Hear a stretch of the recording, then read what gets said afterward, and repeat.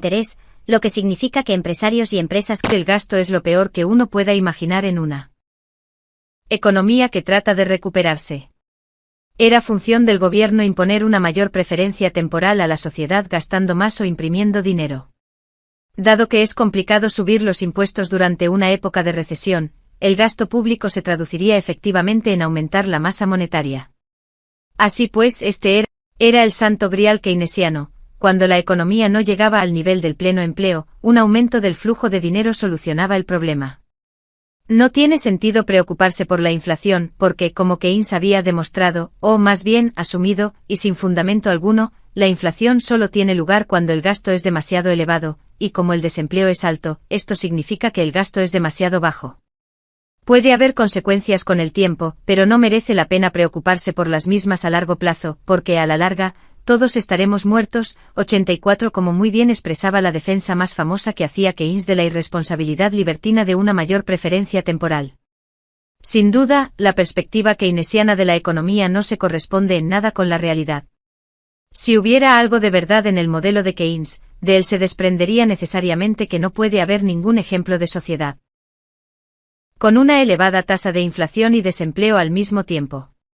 Pero en la práctica esto ha ocurrido en numerosas ocasiones, sobre todo en Estados Unidos en la década de 1970, cuando, pese a las garantías dadas por los economistas keynesianos en sentido contrario, y a que toda la clase dirigente estadounidense, desde el presidente Nixon hasta Milton Friedman, el economista del libre mercado, adoptó el dicho: ahora todos somos keynesianos, cuando el gobierno se encargó de eliminar el desempleo con una mayor inflación, pero el paro siguió aumentando a medida que ésta se disparaba, destrozando la teoría de que existe una compensación entre ambos.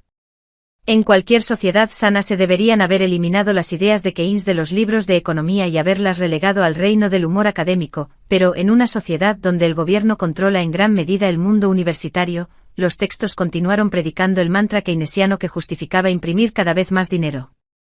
Tener la capacidad de imprimir dinero, literal y figuradamente, incrementa el poder de cualquier gobierno, y cualquier gobierno busca todo lo que le dé más poder. La otra gran escuela de pensamiento económico que cuenta con el apoyo de los gobiernos en nuestra época es la escuela monetarista, cuyo padre intelectual es Milton Friedman. Los monetaristas deben considerarse como las esposas maltratadas de los keynesianos, están ahí para ofrecer una versión preliminar, débil y suavizada del argumento del mercado libre para crear la ilusión de un ambiente de debate intelectual y también para ser refutados de forma constante y general, y evitar así con seguridad que los intelectualmente curiosos piensen de verdad en el libre mercado. El porcentaje de economistas que en realidad son monetaristas es minúsculo comparado con el de keynesianos, aunque se les da demasiado margen para expresar sus ideas, como si hubiera dos lados iguales. Los monetaristas, en su mayor parte, están de acuerdo con los keynesianos en las premisas básicas de los modelos de estos últimos, pero encuentran detalladas, sofisticadas y nimias objeciones matemáticas a algunas de las conclusiones del modelo, cuyas excepciones siempre les llevan a sugerir un papel un tanto reducido de los gobiernos en la macroeconomía, lo que enseguida los descarta como malvada escoria capitalista sin corazón que no se preocupa por los pobres. Los monetaristas se oponen en general a los esfuerzos keynesianos por gastar dinero para erradicar el desempleo, alegando que el efecto sobre el mismo será eliminado a largo plazo y que al mismo tiempo provocará inflación. Por el contrario, prefieren recortar los impuestos para estimular la economía, porque sostienen que el libre mercado distribuirá mejor los recursos que el gasto público. Si bien el debate sobre el recorte impositivo frente al incremento del gasto sigue adelante, la realidad es que ambas políticas dan lugar a un aumento del déficit público que solo puede financiarse con deuda monetarizada, incrementando efectivamente el flujo de capital. Sin embargo, el principio fundamental del pensamiento monetarista se refiere a la necesidad acuciante de los gobiernos de impedir colapsos en la masa monetaria y o caídas en el nivel de precios, lo cual ven como la fuente de todos los problemas económicos. Una disminución en el nivel de precios, o deflación, como les gusta llamarla a monetaristas y keynesianos, provocaría que la gente retuviera su dinero, reduciendo así el consumo, provocando un aumento del desempleo y dando lugar a una recesión. Lo más preocupante para los monetaristas es que la deflación suele ir acompañada de colapsos en los balances del sector bancario, y debido a que ellos también sienten aversión por entender la causa y el efecto, de ello se deduce que los bancos centrales deben hacer todo lo posible por evitar que nunca se produzca una deflación. Para el trato canónico de por qué los monetaristas tienen tanto miedo a la deflación, véase una declaración, de 2002, del que fue director de la Reserva Federal entre 2006 y 2014 Ben Bernanke titulada Deflation, Making Sure It Don't Happen Here Deflación, asegurando que eso no pase aquí. 85 La suma total de la contribución de estas dos escuelas de pensamiento es el consenso transmitido en las clases universitarias de macroeconomía de todo el mundo, que el Banco Central debería dedicarse a ampliar el flujo de capital a un ritmo controlado para animar a la población a gastar más y por tanto para mantener el nivel de desempleo suficientemente bajo. Si un banco central contrae el flujo de capital, o si no lo aumenta de forma adecuada, entonces puede darse una espiral deflacionaria, lo que disuade a la gente de gastar su dinero y, en consecuencia, daña el empleo y provoca una desaceleración económica. 86 La naturaleza de este debate es tal que la mayoría de los economistas convencionales y los libros de texto ni siquiera consideran la cuestión de si, en realidad, la masa monetaria debería incrementarse o no, dando por supuesto que su aumento es un hecho y discutiendo la manera en que los bancos centrales deben gestionar el mismo y dictar sus tipos. El credo de Keynes, que en la actualidad es célebre en todo el mundo, manifiesta que el consumo y el gasto satisfacen las necesidades inmediatas. Con la ampliación constante del flujo de dinero, la política monetaria de los bancos centrales quita atractivo al ahorro y a la inversión, y motiva así a la gente a ahorrar e invertir menos a la vez que consume más. El impacto real de esto es la cultura generalizada del consumo ostentoso, donde la gente vive sus vidas para comprar cantidades cada vez mayores de basura que no necesita. Cuando la alternativa a gastar dinero es ver cómo los ahorros van perdiendo valor con el tiempo, resulta mejor disfrutar gastándolo antes de que ese dinero pierda su valor. Las decisiones financieras de la gente también se reflejan en todos los demás aspectos de su personalidad, generando una mayor preferencia temporal en todos los aspectos de la vida.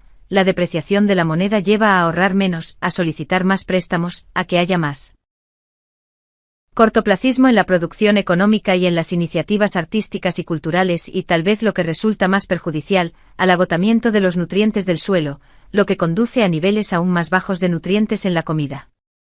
Frente a estas dos escuelas de pensamiento se encuentra la tradición clásica de la economía, que es la culminación de cientos de años de erudición en todo el mundo.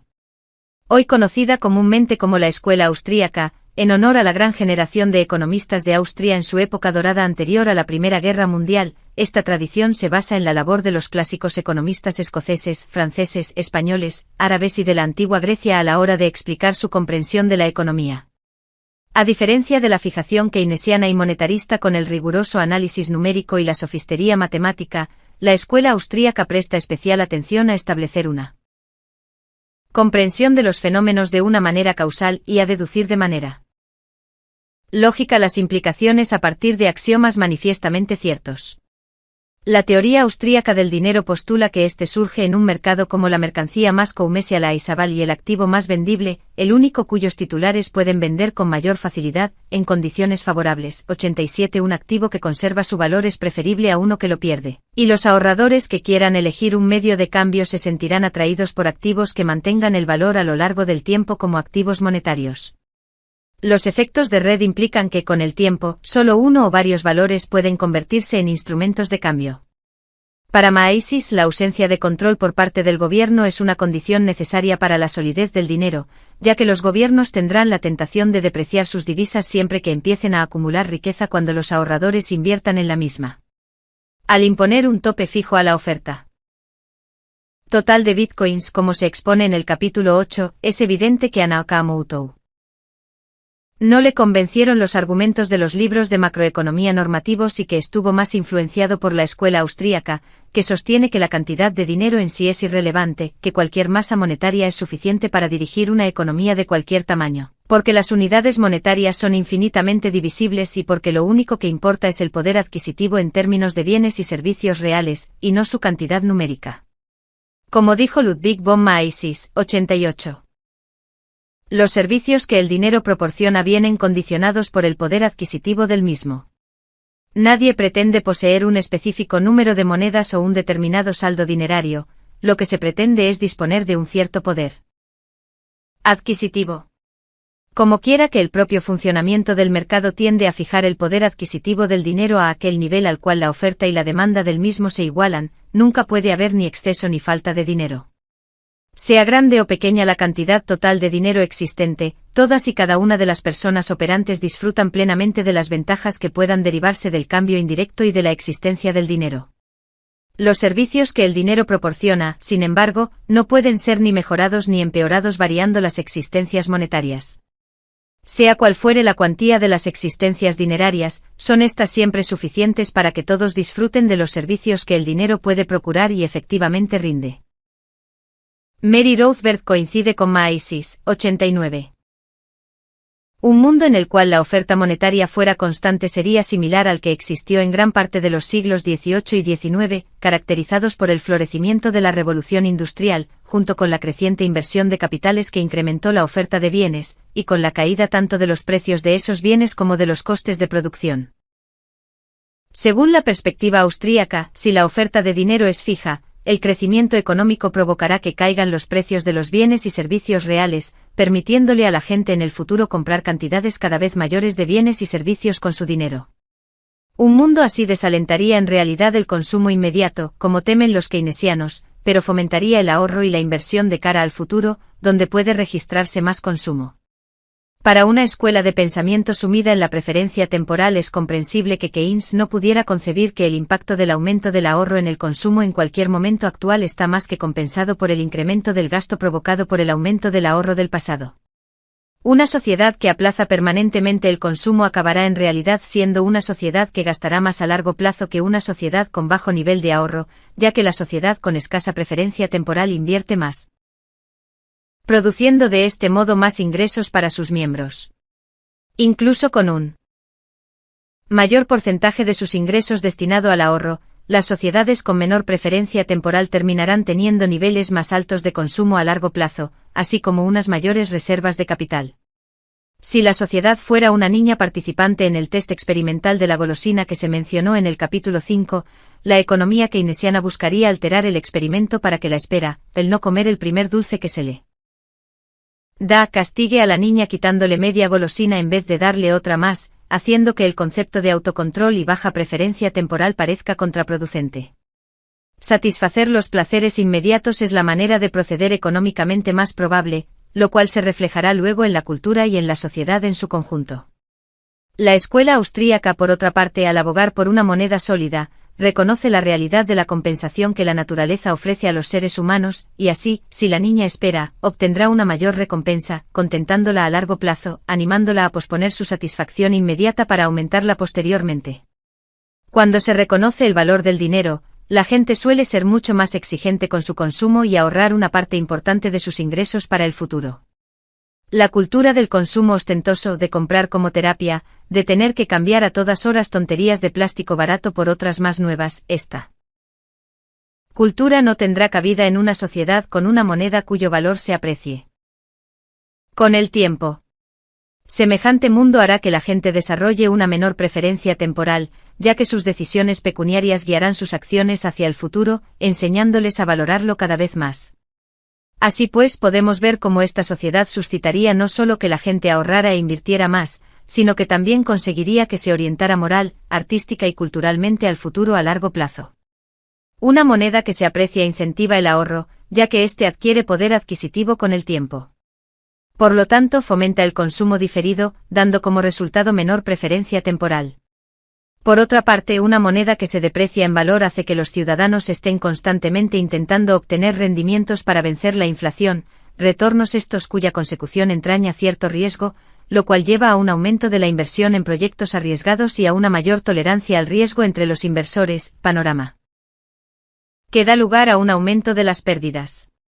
Las sociedades con una divisa con valor estable desarrollan por lo general una menor preferencia temporal y aprenden a ahorrar y a pensar en el futuro, mientras que las sociedades con una elevada inflación y una economía que va devaluándose desarrollarán una alta preferencia temporal, ya que la gente pierde de vista la importancia de ahorrar y se concentra en el disfrute inmediato. Además, una economía cuya moneda se revaloriza será testigo de la inversión solamente en proyectos que ofrezcan un rendimiento real positivo sobre la tasa de apreciación del dinero, lo que significa que solo tenderán a obtener fondos aquellos proyectos de los que se espera aumenten las existencias de capital de la sociedad. Por el contrario, una economía con una moneda que se deprecia anima a los individuos a invertir en proyectos que ofrecen rendimientos positivos en lo que respecta a la moneda que se deprecia, pero rendimientos reales negativos. Los proyectos que vencen la inflación pero no ofrecen rendimientos reales positivos reducen de manera eficaz las existencias de capital de la sociedad, pero, aún así, representan una alternativa racional para los inversores, porque reducen su capital más despacio que la moneda que se deprecia. Estas inversiones son lo que Ludwig von Mises llama malas inversiones, proyectos e inversiones nada rentables que solo lo parecen durante el periodo de inflación y de tasas de interés artificialmente bajas, y cuya falta de rentabilidad quedará expuesta en cuanto baje la inflación y suban los intereses, lo cual provoca la fase de colapso en el ciclo de burbuja y pinchazo. Como dice Mises, el boom despilfarra en torpes inversiones los siempre escasos factores de producción, reduciendo por un exceso de consumo las disponibilidades de capital. Sus supuestas bendiciones tienen el coste del efectivo empobrecimiento de las masas. 90. Esta exposición ayuda a explicar por qué los economistas de la escuela austríaca son más favorables al empleo del oro como moneda, mientras que los keynesianos tradicionales apoyan la emisión por parte del gobierno de dinero elástico que se pueda ampliar a petición de este. Para los keynesianos, el que los bancos centrales de todo el mundo funcionen con dinero fiduciario prueba la superioridad de sus ideas. Para los austríacos, por otro lado, el que los gobiernos tengan que recurrir a medidas coercitivas que prohíben el oro como moneda y obliguen al pago con dinero fiat es al mismo tiempo prueba de la inferioridad del mismo y de su incapacidad de triunfar en el mercado libre. Es también la causa fundamental de todas las burbujas y pinchazos de los ciclos económicos. Mientras los economistas keynesianos no tienen otra explicación de por qué se producen las recesiones que el argumento de los espíritus animales, los economistas de la escuela austríaca han desarrollado la única teoría coherente que explica la causa de los ciclos económicos, la teoría austríaca del ciclo económico. 91. El dinero poco sólido y la guerra permanente. Como se ha dicho en el capítulo 4 sobre la historia del dinero, no fue casualidad que la época del dinero controlado por el Banco Central se inaugurara con la Primera Guerra Mundial de la historia de la humanidad. Hay tres razones principales que conducen a que exista una relación entre el dinero inestable y la guerra. La primera es que una moneda poco sólida representa en sí misma una barrera al comercio entre los países, ya que distorsiona el valor entre los mismos y hace de los flujos comerciales un asunto político, creando hostilidad y enemistad entre gobiernos y poblaciones. La segunda es que el gobierno, al tener acceso a la impresión de dinero, se permite continuar luchando hasta destruir por completo el valor de su divisa, y no solo hasta quedarse sin dinero. Con una moneda fuerte, las actividades bélicas del gobierno se veían limitadas por los impuestos que podía recaudar. Con una moneda débil, el gobierno se ve restringido por cuánto dinero puede crear antes de destruir su moneda, lo que les permite apropiarse de la riqueza con mayor facilidad. Y en tercer lugar, los individuos con dinero sólido desarrollan una menor preferencia temporal, lo que les permite pensar más en la cooperación que en el conflicto, como se indicó en el capítulo 5. Cuanto mayor sea la magnitud del mercado en el que los individuos puedan negociar, más especializada será su producción, y mayores serán sus beneficios derivados del comercio.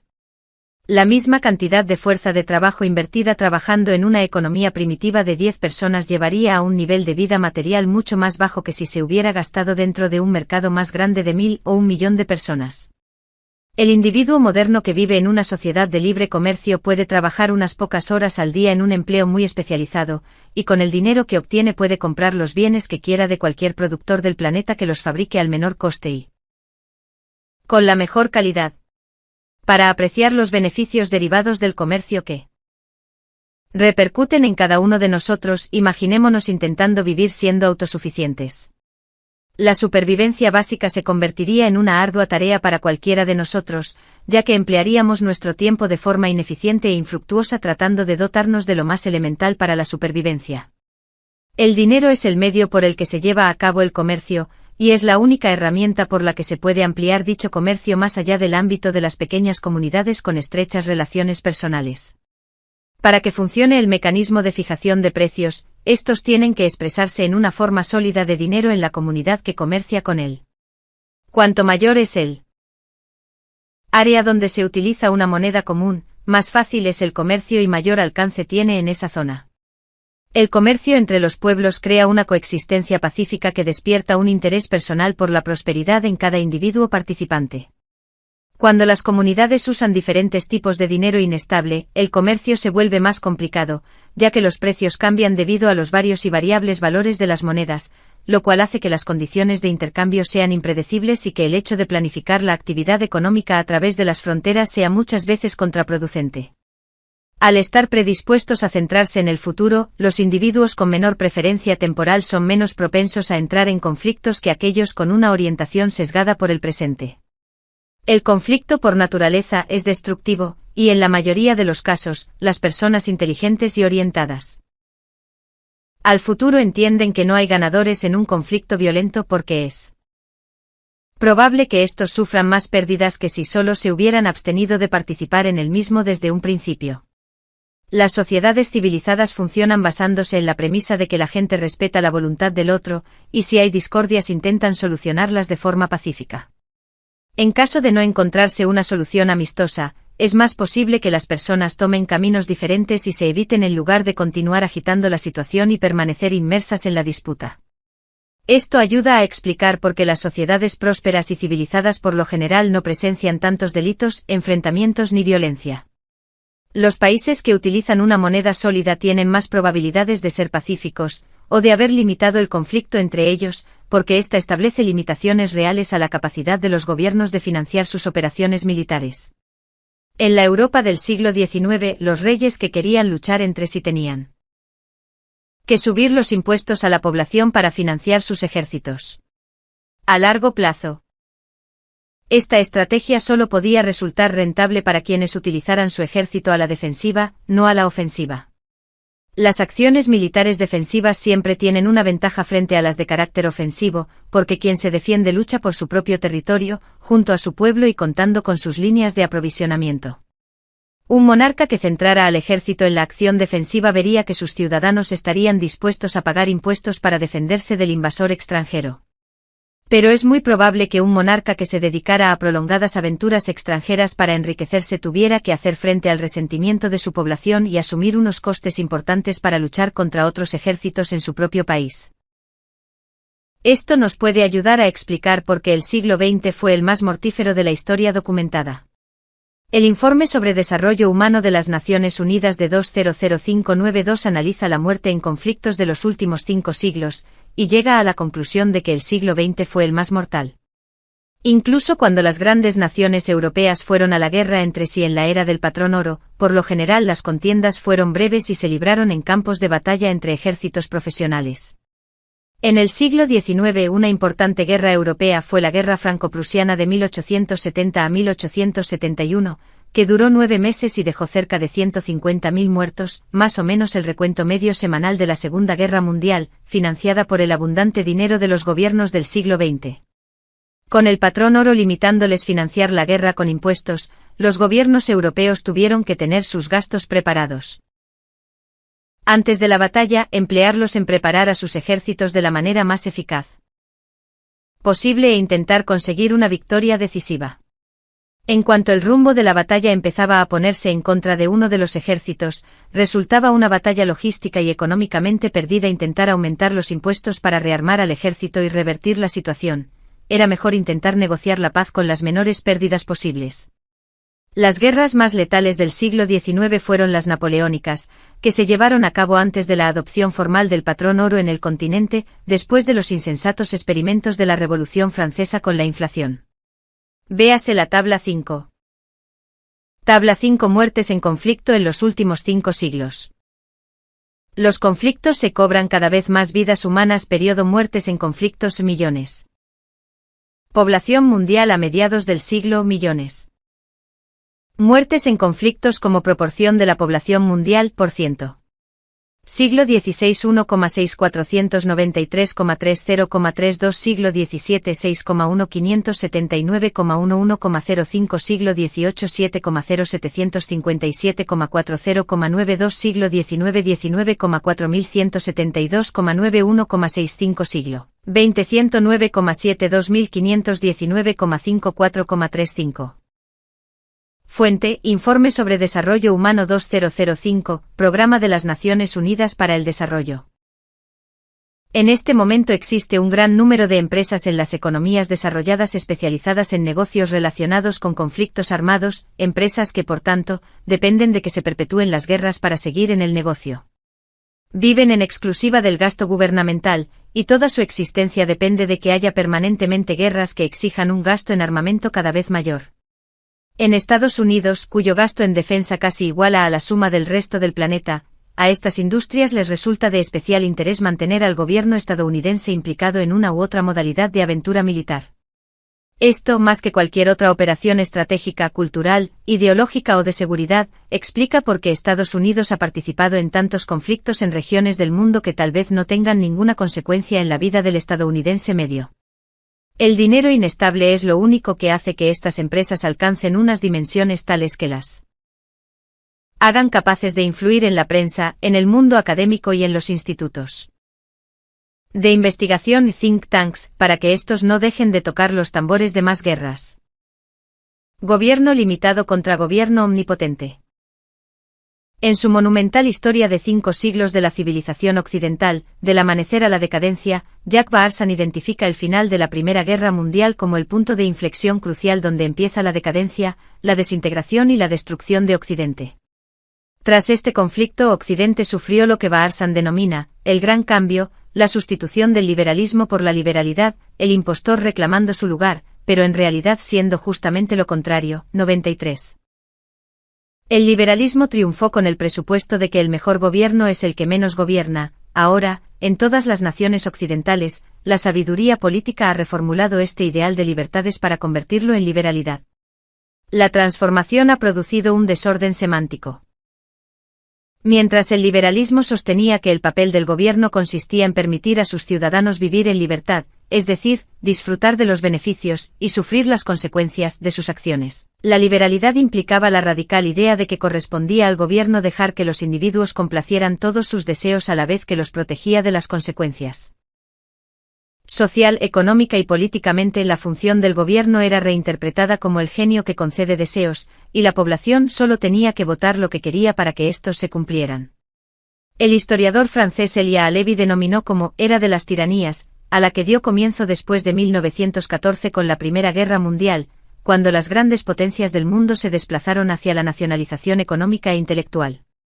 Nacionalizaron los medios de producción y adoptaron los modos sindicalista y corporativista de organización societaria, sin dejar de reprimir ideas consideradas como contrarias al interés nacional, así como fomentando el nacionalismo en lo que llamó la organización del entusiasmo. 94. Esta concepción liberal clásica de gobierno solo es posible en un mundo con dinero sólido, que actuaba como una restricción natural contra el autoritarismo y la extralimitación del gobierno. Siempre y cuando éste tuviera que gravar con impuestos a la población para financiar sus operaciones, tenía que restringir las mismas a lo que los ciudadanos consideraran tolerable.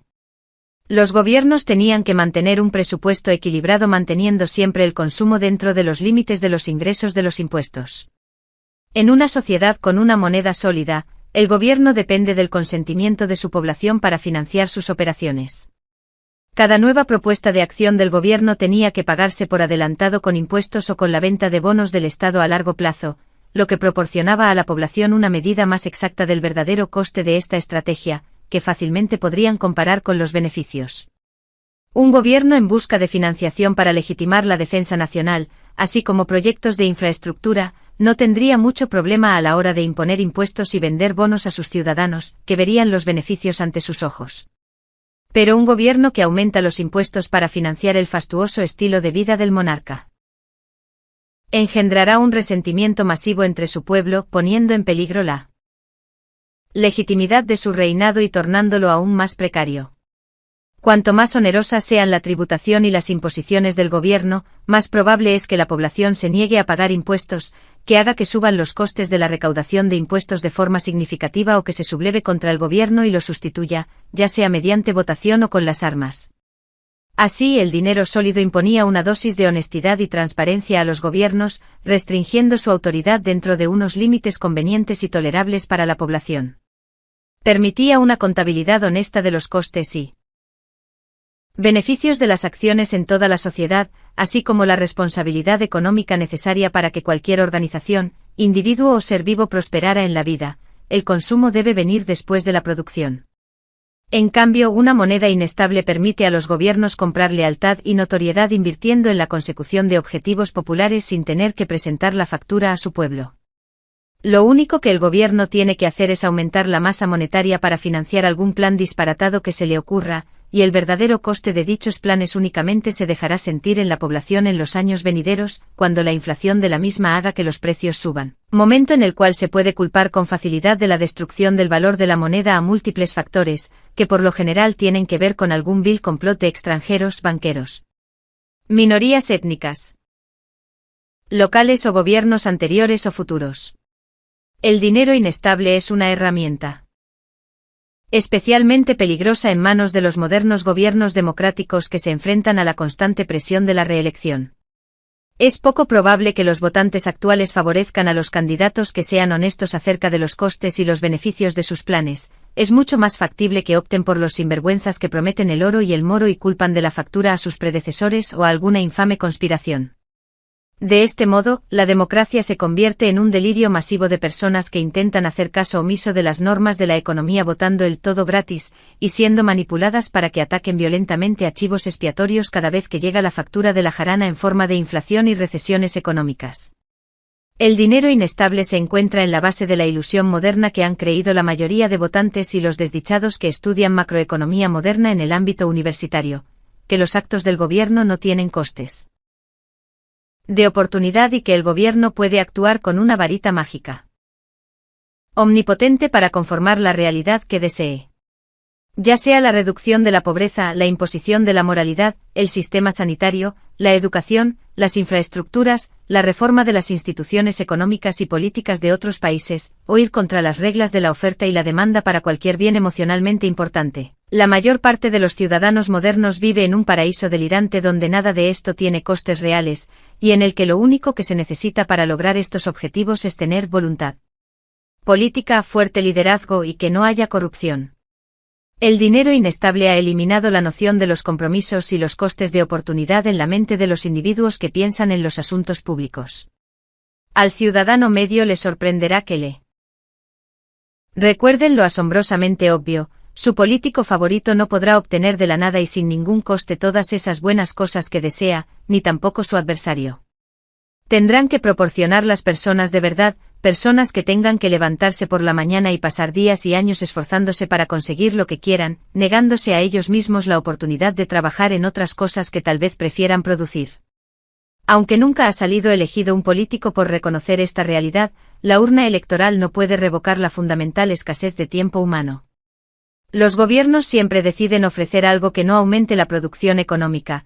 Ello significa más planificación central de la producción económica con consecuencias predecibles. 95. El dinero inestable era una bendición para los tiranos, los regímenes represivos y los gobiernos ilegítimos, ya que les permitía evitar la realidad de los costes y beneficios incrementando la masa monetaria para financiar antes que nada sus iniciativas y dejando que la población asumiera más tarde las consecuencias cuando veían que se evaporaba su riqueza y su poder adquisitivo. La historia está repleta de ejemplos de cómo los gobiernos con la prerrogativa de crear dinero de la nada han abusado casi siempre de este privilegio volviéndolo contra su propio pueblo. Al hacer un recuento de los tiranos más horribles de la historia, no resulta casual descubrir que cada uno de ellos aplicó un sistema de dinero emitido por el gobierno que no dejaba de inflarse para financiar las operaciones gubernamentales. Existe una muy buena razón por la que Lenin, Stalin, Mao Zedong, Adolf Hitler, Maximilian Robespierre, Pol Pot, Benito Mussolini, Kim Jong-il y muchos otros famosos políticos criminales gobernaron en épocas de dinero inestable emitido por el gobierno que podían imprimir a discreción para financiar su megalomanía genocida y totalitaria.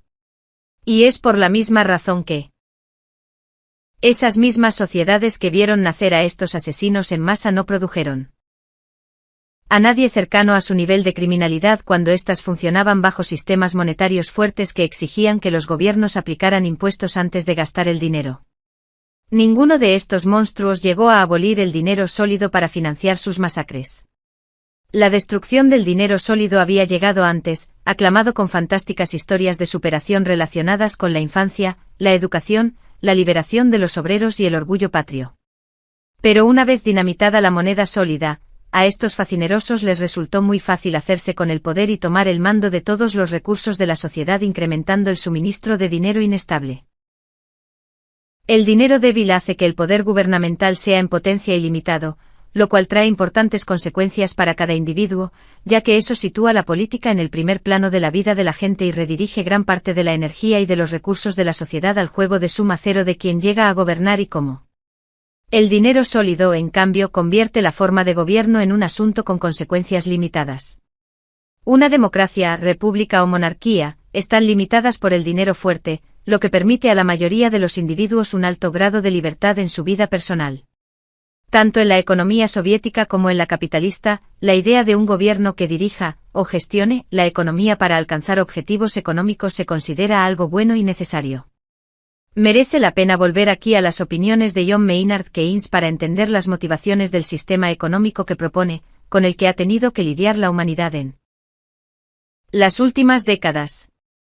En uno de sus escritos breves menos conocidos, The End of Laissez-faire, Keynes desarrolla su concepción de cuál debería ser el papel del gobierno en la sociedad. El economista expresa su oposición al liberalismo y al individualismo, lo que es de esperar, pero también presenta las razones de su discrepancia con el socialismo al afirmar: el socialismo de Estado del siglo XIX procede de Bentham, la libre competencia, etc., y es una versión, en algunos aspectos más clara, y en otros más confusa, de la misma filosofía en la que se basa el individualismo decimonónico. Ambos ponen igualmente todo su énfasis en la libertad, el uno en negativo, para evitar las limitaciones de la libertad existentes, el otro en positivo, para destruir los monopolios naturales o adquiridos.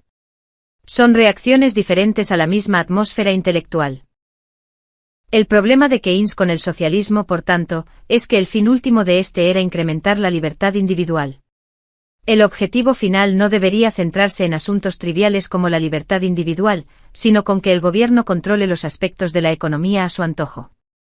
Describe 3 escenarios en los que considera que el papel del gobierno es fundamental. El primero, el control deliberado del dinero y del crédito por medio de una institución central, es la convicción que sentó las bases de la banca central moderna.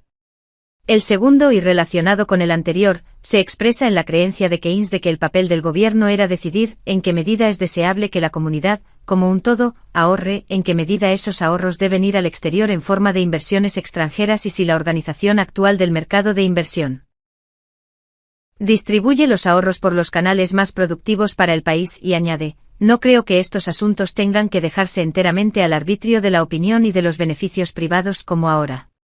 Y el tercero y último es que Keynes pensaba que la función del gobierno se refiere a que cada país necesita una política nacional meditada sobre qué tamaño de la población, mayor, igual o menor que el actual, es más conveniente, a lo cual añade: y habiendo establecido esta política, debemos tomar las providencias para desarrollarla.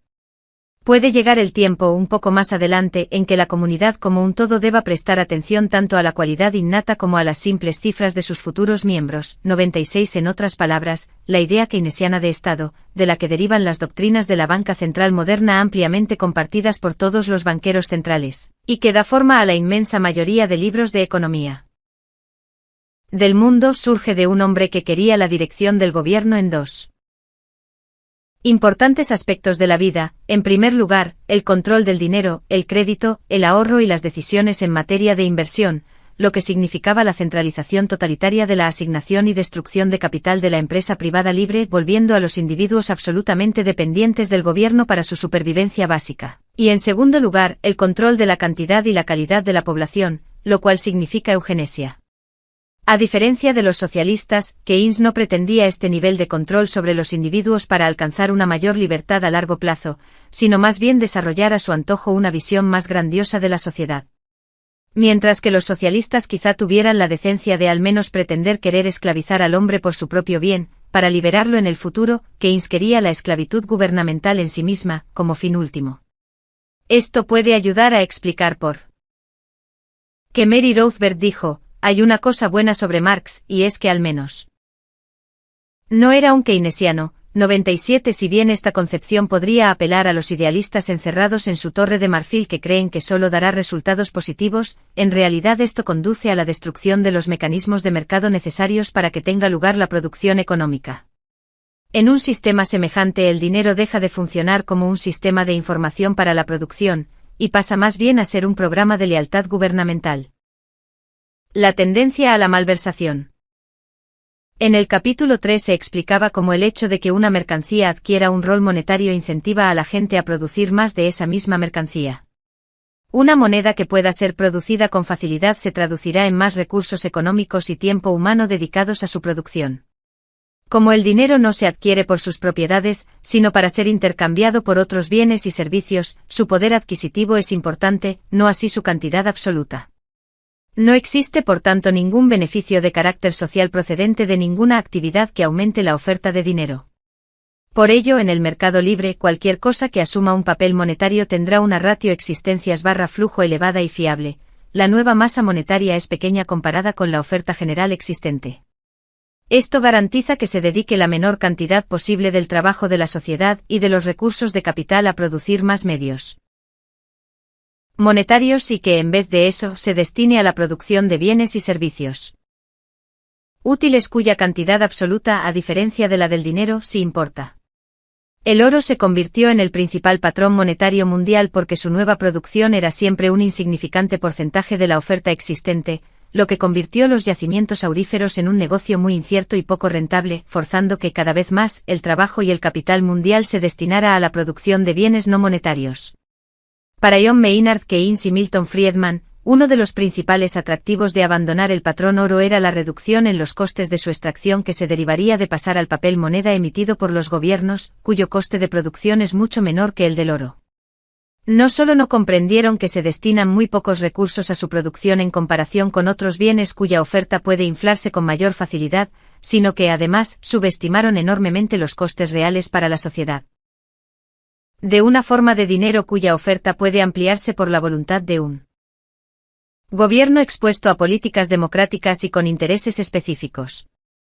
El coste real no está en el coste directo de ponerse a imprimir dinero, sino en el de toda la actividad económica a la que se renuncia como recursos productivos, al estar ésta persiguiendo el dinero emitido por el gobierno en lugar de dedicarse a la producción económica. La creación del crédito inflacionario se puede entender como un ejemplo generalizado en la sociedad de lo que el economista John Kenneth Galbraith 98 denominó el BESAL 99 en su libro sobre la Gran Depresión. Conforme se disparaba la expansión del crédito en la década de 1920, las empresas fueron contando con exceso de dinero, y para la gente fue más fácil desfalcar el mismo. De distintas maneras.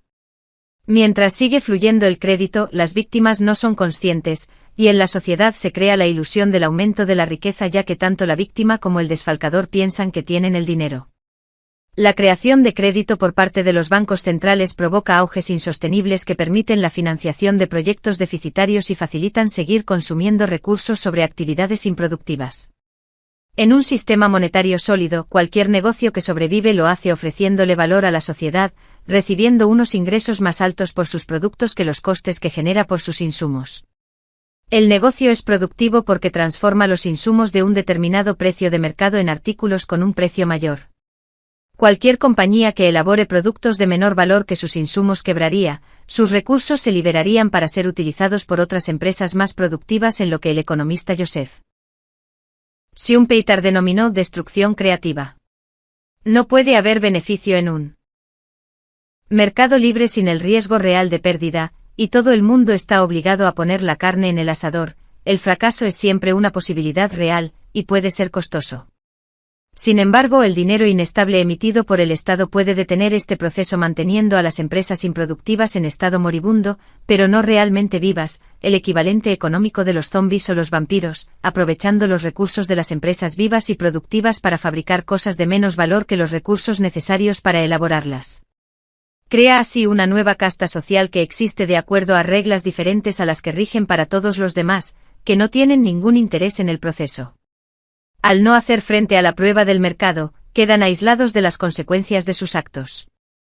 Esta nueva casta existe en todos los sectores económicos apoyados por el dinero gubernamental. No es posible calcular con precisión qué tanto por ciento de la actividad económica de la economía del mundo moderno se destina a perseguir el dinero impreso por el gobierno en lugar de a producir bienes y servicios útiles para la sociedad, pero podemos hacernos una idea de ello viendo qué empresas y sectores sobreviven porque tienen éxito en la prueba del mercado libre y cuáles viven únicamente gracias a la generosidad del gobierno, ya sea fiscal o monetaria. El apoyo fiscal es el método de creación de zombies más sencillo de detectar. Cualquier empresa que reciba apoyo directo del gobierno, así como la inmensa mayoría de las compañías que viven de vender sus productos al sector público, son efectivamente zombies. Si éstas fueran productivas para la sociedad, los individuos libres habrían invertido gustosos su dinero en pagar por sus productos. El que no puedan salir adelante con pagos voluntarios demuestra que son una carga y no un activo productivo para la sociedad. Pero la manera más perniciosa de creación de zombies no es mediante los pagos directos del gobierno, sino a través del acceso al crédito con un tipo de interés bajo. Puesto que la moneda fiduciaria ha socavado lentamente la capacidad de ahorro de la sociedad, las inversiones de capital ya no proceden de los fondos de los ahorradores, sino de la deuda creada por el gobierno, lo que devalúa las tenencias de efectivo existentes. En una sociedad con una moneda sólida, cuanto más ahorra una persona, más capital es capaz de acumular y más puede invertir, lo que significa que los propietarios de capital suelen ser aquellos con menor preferencia temporal. Pero cuando el capital llega de la creación de crédito estatal, los concesionarios de capital ya no son los orientados al futuro, sino los miembros de distintas agencias burocráticas. En el mercado libre con dinero estable, los propietarios de capital escogen asignar su capital a las inversiones que consideran más productivas, y pueden utilizar bancos de inversión para gestionar este proceso de asignación. El método recompensa a las empresas que prestan un mejor servicio a los clientes, y a los inversores que las identifican, mientras que penaliza los errores. En un sistema de dinero fiduciario, sin embargo, el Banco Central es, de facto, responsable de la totalidad del proceso de asignación del crédito. Controla y supervisa los bancos que asignan capital, establece los criterios de admisibilidad del préstamo e intenta cuantificar los riesgos de una manera matemática que ignora cómo funcionan los riesgos del mundo real. La prueba del mercado libre queda suspendida cuando la dirección de crédito del Banco Central puede anular la realidad económica de pérdidas y ganancias. En el mundo del dinero fiduciario, tener acceso a las espitas del dinero del Banco Central es más importante que servir a los clientes. Las empresas que pueden conseguir crédito a un tipo de interés bajo para operar tendrán una ventaja constante sobre los competidores que no pueden. Los criterios para triunfar en el mercado están cada vez más relacionados con poder garantizar la financiación a tipos de interés más bajos que a prestar servicios a la sociedad. Este sencillo fenómeno explica en gran parte la realidad económica moderna, como por ejemplo, el gran número de industrias que hacen dinero pero no producen nada de valor para nadie. Las agencias gubernamentales son el mejor ejemplo de ello, y la notoriedad mundial que se granjearon debido a la incompetencia de sus empleados solo puede interpretarse en clave de financiación del BES al que las sufraga estando completamente separadas de la realidad económica. En vez de pasar la dura prueba de éxito en el mercado sirviendo a los ciudadanos, las agencias gubernamentales se examinan a sí mismas y concluyen de forma invariable que la respuesta a todos sus fracasos radica en más financiación. No importa el nivel de incompetencia, negligencia o fracaso, las agencias y empleados gubernamentales rara vez llegan a enfrentarse a las verdaderas consecuencias. Incluso después de que se haya eliminado la justificación de la existencia de una agencia gubernamental, ésta continuará operando y encontrando más deberes y responsabilidades. En Líbano, por ejemplo, sigue habiendo una dirección para el servicio ferroviario décadas después de que los trenes fueran retirados del servicio y las vías se oxidaran hasta caer en la irrelevancia. 101 En un mundo globalizado, el BESAL no está restringido a las organizaciones gubernamentales nacionales, sino que ha crecido para incluir a las internacionales, una fuga de tiempo y esfuerzo mundialmente reconocido sin beneficio concebible para nadie excepto para los que trabajan en ellas. Al estar alejadas de los contribuyentes que las financian, estas organizaciones hacen frente a menos controles si cabe que las organizaciones gubernamentales nacionales, y con aún menos transparencia y un enfoque más flexible hacia los presupuestos, los plazos y el trabajo. El mundo académico es otro buen ejemplo, ya que en él los estudiantes pagan tasas cada vez más desorbitadas para entrar en las universidades solo para que les enseñen profesores que emplean muy poco tiempo y esfuerzo a instruirlos y orientarlos, centrándose sobre todo en publicar estudios incomprensibles para conseguir becas estatales y ascender en el escalafón corporativo académico. En un mercado libre, los profesores universitarios tendrían que aportar valor enseñando o escribiendo cosas que la gente en realidad lea, y de cuya lectura saque provecho. Pero el artículo académico medio no lo lee apenas nadie más que aquellos que pertenecen al pequeño círculo de profesores de cada disciplina, que se conceden becas entre sí e imponen las normas del pensamiento colectivo y las conclusiones con motivación política enmascaradas de rigor académico. El libro de texto de economía más famoso e influyente del periodo de posguerra lo escribió el premio Nobel Paul Samuelson. En el capítulo 4 vimos cómo Samuelson predijo que el final de la Segunda Guerra Mundial provocaría la mayor recesión en la historia del mundo, solo por el hecho de seguir a uno de los mayores auges de la historia de Estados Unidos.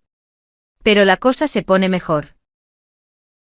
Samuelson escribió el libro de economía más popular de la posguerra, Economía, que ha vendido millones de copias a lo largo de más de 6 décadas. 102 Levy y Perth 103 estudiaron las diferentes versiones del libro de texto de Samuelson para descubrir que presentaba continuamente el modelo de economía soviética como más propenso al crecimiento económico, prediciendo en la cuarta edición, de 1961, que la economía de la Unión Soviética superaría a la de Estados Unidos en algún momento entre 1984 y 1997. Estos pronósticos continuaron haciéndose cada vez con mayor fiabilidad a lo largo de 7 ediciones de dicho libro de texto, hasta la 11ª edición, de 1980, con estimaciones que variaban la fecha en que se produciría ese adelantamiento. En la 13ª edición, publicada en 1989, que llegó a las mesas de los universitarios mientras la Unión Soviética empezaba a desmoronarse, Samuelson y su entonces coautor William Norhaus escribieron: «La economía soviética es prueba de que, en contra de lo que creyeron muchos escépticos mucho antes, una economía con control socialista puede funcionar e incluso prosperar». 104 Tampoco se limitaba esto a un libro de texto, puesto que Levy y Perth muestran que tales consideraciones fueron comunes en las muchas ediciones del que probablemente sea el segundo libro de texto de economía más popular, Curso básico de economía, Principios, Problemas y Política, de Campbell R. M. C. Connell, así como en muchos otros libros de texto. Cualquier estudiante que aprendiera economía en la época de posguerra en una universidad con el plan de estudios estadounidense, la mayoría de los estudiantes del mundo, aprendía que el modelo soviético era un modelo más eficiente de organizar la actividad económica. Incluso después del colapso y fracaso total de la Unión Soviética, continuaron enseñándose los mismos libros de texto en las mismas universidades, con nuevas ediciones donde desaparecían las grandiosas proclamas sobre el éxito soviético sin cuestionar el resto de su visión económica del mundo y las herramientas metodológicas. ¿Cómo es posible que se siga enseñando con libros de texto que fracasaron de forma tan evidente? ¿Y cómo es posible que la concepción keynesiana del mundo, tan inservible tras ser salvajemente atacada por la realidad durante las últimas 7 décadas, desde el boom que siguió a la Segunda Guerra Mundial hasta el estancamiento de la década de 1970 y hasta el colapso de la Unión Soviética, todavía se enseñe en las universidades? El decano de la economía keynesiana actual, Paul Krugman, ha llegado a escribir lo bueno que sería una invasión alienígena para la economía, ya que obligaría a los gobiernos a gastar y movilizar recursos. 105. En un sistema económico de libre mercado, ninguna universidad respetable querría enseñar a sus estudiantes cosas tan manifiestamente erróneas y absurdas, sino que intentaría dotarlos de los conocimientos más útiles. Pero en un sistema académico completamente corrompido por el dinero gubernamental, el plan de estudios no viene determinado por su conformidad con la realidad, sino por su concordancia con el programa político de los gobiernos que lo financian. En la actualidad, los gobiernos de todo el mundo adoran la economía keynesiana por la misma razón por la que la adoraron en la década de 1930, ofrece la sofistería y justificación para conseguir aún más poder y dinero. Este debate puede continuar para incluir muchos otros campos y disciplinas de la universidad moderna, donde se repite el mismo patrón. la financiación procedente de las agencias gubernamentales es monopolizada por grupos de profesores afines que comparten actitudes esenciales. No se consigue trabajo o financiación en este sistema creando una beca importante que sea productiva y útil para el mundo real, sino promoviendo la agenda de los patrocinadores. El hecho de que la financiación provenga de una única fuente excluye la posibilidad de un mercado libre de ideas. Los debates académicos se centran en nimiedades cada vez más arcanas, respecto a las cuales todas las partes implicadas en tales fraternales disputas pueden siempre estar de acuerdo en que cada una de ellas necesita mayor financiación para continuar con estas importantes discrepancias. Los debates del mundo académico son prácticamente irrelevantes para el mundo real, y los artículos publicados casi nunca los lee nadie que no los escriba con el objetivo de obtener una promoción laboral, pero el besal gubernamental no deja de rodar, porque no existe un mecanismo por el cual la financiación estatal pueda reducirse cuando no beneficia a nadie.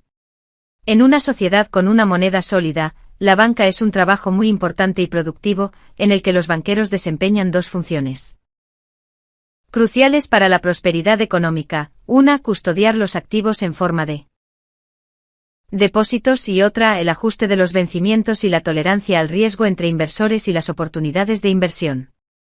Los banqueros hacen dinero llevándose una parte de los beneficios si tienen éxito en su trabajo, pero no logran beneficios si fracasan. Solo los banqueros y los bancos prósperos permanecen en sus puestos y operativos, ya que aquellos que fracasan son eliminados. En una sociedad con una moneda sólida, no hay problemas de liquidez por la quiebra de un banco, ya que todos los bancos tienen todos sus depósitos en caja, y cuentan con inversiones de vencimiento ajustado. Dicho de otra manera, no se distingue entre falta de liquidez e insolvencia, y no existe un riesgo sistémico que pueda llevar a la quiebra a cualquier banco demasiado grande. Un banco que quiebra es problema de sus accionistas y prestamistas, de nadie más. Una moneda inestable ofrece la posibilidad de desajustar vencimientos, de lo que el sistema bancario de reserva fraccionaria no es más que un subgrupo, y esto deja a los bancos siempre expuestos a una crisis de liquidez o a una retirada masiva de depósitos bancarios por parte de sus clientes.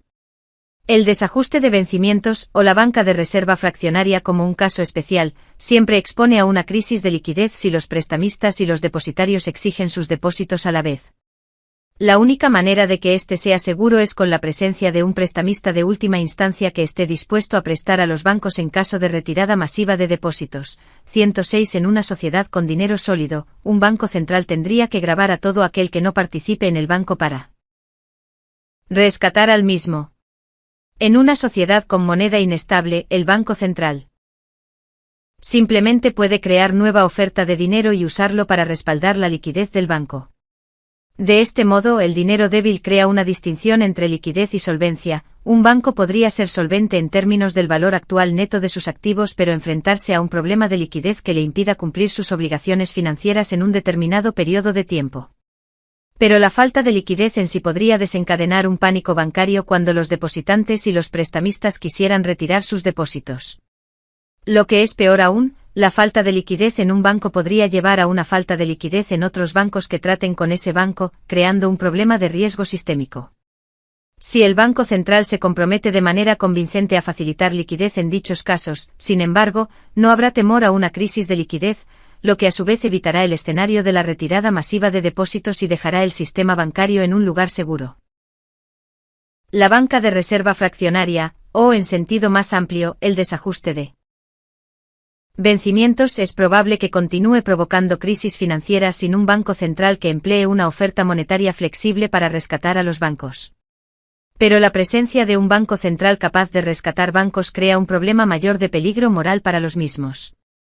Ahora pueden asumir riesgos excesivos sabiendo que el Banco Central estará dispuesto a rescatarlos para evitar una crisis sistémica. De lo que se desprende que la banca ha evolucionado hacia un negocio que genera rentabilidad exenta de riesgo para los banqueros, y al mismo tiempo asume riesgos sin beneficios para los demás. El sistema bancario es una industria que al parecer solo crece en estos tiempos, y los bancos no pueden ir a la quiebra. Debido a los riesgos sistémicos implicados en la gestión de un banco, su quiebra puede considerarse un problema de liquidez, y casi con seguridad contará con el apoyo del Banco Central. Ninguna otra industria ostensiblemente privada goza de tal exorbitante privilegio, que combina los tipos de rendimiento más altos en el sector privado con la protección del sector público. Esta amalgama ha hecho que el trabajo de los banqueros sea tan creativo y productivo como el de los empleados del sector público, pero más lucrativo que la mayoría de las demás ocupaciones. Como resultado, la industria financiera no deja de crecer mientras la economía estadounidense está cada vez más supeditada a las finanzas. Desde la derogación de la llamada Ley Glass-Steagall de 1999, la separación entre banca de depósitos y de inversión ha sido eliminada, de manera que los bancos de depósitos que tenían garantías de depósitos de la FDIC 107 ahora pueden financiar inversiones, con la garantía de la FDIC protegiéndoles de las pérdidas de inversión. Un inversor que tenga una garantía de pérdida tiene una opción libre, de forma efectiva, una licencia para imprimir dinero. Hacer inversiones rentables les permite acumular todas las ganancias, mientras que las pérdidas se pueden socializar.